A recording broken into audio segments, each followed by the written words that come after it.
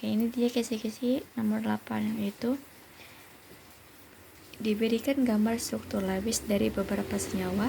Peserta didik mampu menganalisis senyawa yang tidak memenuhi kaidah oktet dan duplet. Apa itu kaidah oktet dan duplet? Nah, jadi kita bahas dulu.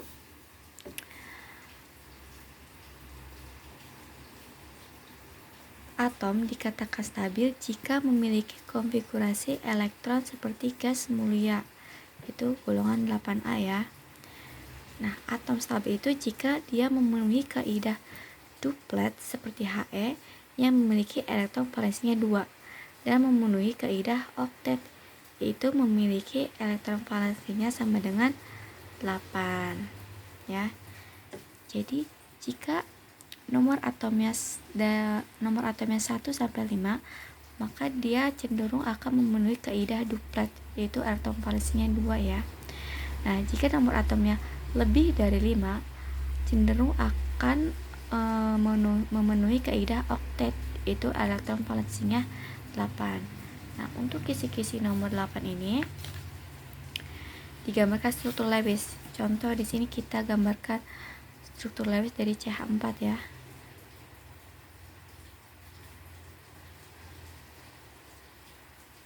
CH4 elektron valensinya 4. H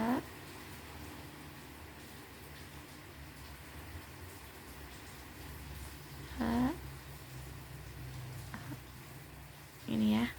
Nah, untuk mengetahui dia memenuhi kaidah duplet dan oktet, tinggal kita hitung saja elektronnya. Nah, pertama kita hitung dulu elektron dari si C ya. Elektronnya ada berapa? 1, 2, 3, 4, 5, 6, 7, 8 ya di sini. Nah, ini ya atom C 8. Nah, setelah kita hitung ternyata elektronnya ada 8, maka si atom C ini sudah memenuhi kaidah oktet ya, karena elektronnya ada 8. Nah, sekarang kita hitung elektron yang ada di atom H ya. 1, 2, ini juga 2 elektronnya, ini juga 2, dan ini juga 2. Berarti atom H ini sudah memenuhi kaidah duplet karena dia elektronnya ada 2. Nah, karena di sini kisi-kisinya ada struktur Lewis dari beberapa senyawa, mungkin nanti di soalnya ada beberapa gambar struktur Lewis. Nah, nanti kalian menentukan mana yang tidak memenuhi kaidah oktet dan duplet. Berarti kalian cari struktur Lewis yang elektronnya itu bukan 8 atau 2 ya. Mungkin soalnya akan seperti itu. Ada beberapa struktur Lewis, kalian cari struktur Lewis yang elektronnya kurang dari 8 atau bisa lebih juga ya. Berarti pastinya elektronnya itu bukan 8 atau 2. Berarti itu yang tidak memenuhi kaidah oktet. Itu untuk nomor 8. Berarti sekarang kita lanjut ke nomor 9, yaitu diberikan beberapa unsur kimia lengkap dengan nomor atomnya. Peserta didik mampu mengelompokkan beberapa unsur kimia yang mampu membentuk ion positif dalam mencapai kestabilannya.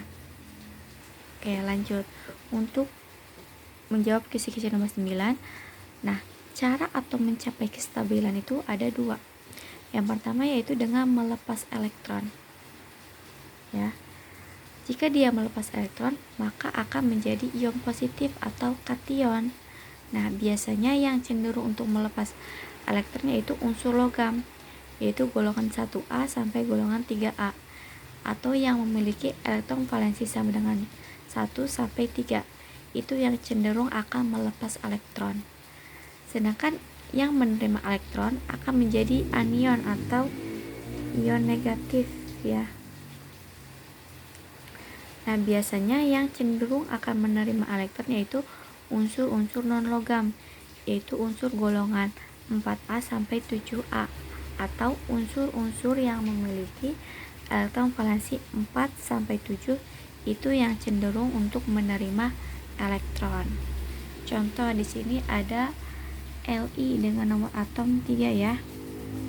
Nah, untuk mengetahui dia akan bentuk ion positif atau ion negatif, berarti kita harus tuliskan dulu konfigurasi elektronnya. Jadi kita tuliskan dulu ya. 2 1 3 ya. Nah, karena dia elektron valensinya 1, maka si Li ini cenderung akan melepas elektron ya. Jadi akan bentuk Li plus karena dia melepas 1 elektron. Gitu ya. Contoh lagi. Di sini ada Al 13. Kita tuliskan dulu si konfigurasi elektronnya. Berarti 2 8 3. Nah, Al juga dia memiliki elektron valensinya 3. Maka dia cenderung akan melepas elektron ya. Cenderung akan melepas elektron dan akan membentuk ion positif yaitu Al3+ karena dia melepas 3 elektron. Gitu ya. Jadi Li dan Al ini akan membentuk ion positif karena dia melepas elektron. Contoh lagi yang S nih. S yaitu 16. Kita tuliskan dulu konfigurasinya. 2 8 6. Nah, karena S ini elektron valensinya 6, maka dia cenderung akan menerima elektron dan bentuk ion negatif atau anion. Berarti S ini akan membentuk ion negatif ya, berarti S 2- ya. Kenapa 2-? Karena elektron valensinya 6 ya, berarti kurang 2 untuk menjadi 8 ya. Supaya dia stabil kan harus 8 nih, berarti kurang 2 supaya jadi 8. Makanya dia akan bentuk S2- jadinya ya, karena dia menerima 2 elektron. Contoh lagi yang Cl. Konfigurasinya berarti 2 8 7. Nah, Cl ini elektron valensinya 7, maka dia cenderung akan menerima elektron dan membentuk ion negatif. Berarti Cl- ya, -1 karena dia menerima 1 elektron supaya dia stabil. Paham ya? Itu untuk nomor 9. Sekarang kita lanjut ke kisi-kisi nomor 10. Nih. Kisi nomor 10 yaitu diberikan beberapa unsur lengkap dengan nomor atomnya. Peserta didik mampu menentukan unsur yang dapat membentuk senyawa ikatan ion. Nah, berarti kita bahas dulu apa itu senyawa ikatan ion. Nah, ini dia.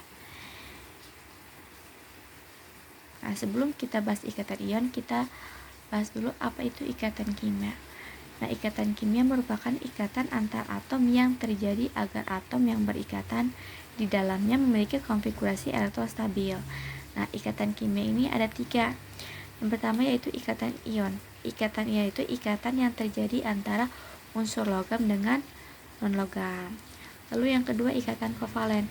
Ikatan kovalen itu ikatan yang terjadi antara unsur non-logam dengan unsur non-logam. Dan yang ketiga yaitu ikatan logam, yaitu ikatan yang terjadi unsur logam dengan non-logam dan terjadi dalam satu jenis unsur logam. Nah, sekarang kita bahas yang pertama yaitu ikatan ion. Tadi ikatan ion yaitu ikatan yang terjadi antara unsur logam dengan non-logam. Nah, unsur logam itu biasanya itu golongan 1A, 2A, dan 3A. Ya. Golongan 1A, 2A, dan 3 ini tercenderung untuk melepas elektron dan bentuk ion positif. Sedangkan untuk unsur non-logam itu biasanya golongan 4A sampai dengan 7A. Nah, golongan ini cenderung untuk menerima elektron dan membentuk ion negatif. Jadi, kesimpulannya, ikatan ion itu ikatan yang terjadi karena adanya serah terima elektron. Ya. Karena adanya serah terima elektron antara unsur satu dengan unsur lainnya. Contoh di sini ada Na dan dengan nomor atom 11 dan Cl dengan nomor atom 17. Nah, Na konfigurasinya itu 281 dan Cl yaitu 287 ya. Nah, karena Na elektron valensinya 1, maka Na ini cenderung akan melepas elektron membentuk ion Na plus ya. Sedangkan Cl elektron valensinya 7, dia cenderung untuk menerima 1 elektron dari si Na ini ya. Maka nanti dia akan bentuk ion negatif yaitu Cl min ya. Berarti Na plus ditambah Cl min menjadi NaCl. Inilah yang disebut dengan ikatan ion karena adanya serah terima elektron ya. Si Na ini menyerahkan 1 elektron ke si Cl dan si Cl ini menerima elektron dari si Na. Jadinya membentuk NaCl. Contoh lagi. Di sini ada Mg dan Cl ya. Mg nomor atomnya 12, konfigurasinya berarti 282. Dan Cl yaitu 17, konfigurasinya 287. Nah, Mg ini elektron valensinya 2, maka dia cenderung akan melepas ya. Melepas elektron dan membentuk ini ya, 2 elektron dilepas bentuk ion plus yaitu Mg 2 plus ya, karena dia melepas 2 elektron tambah Cl.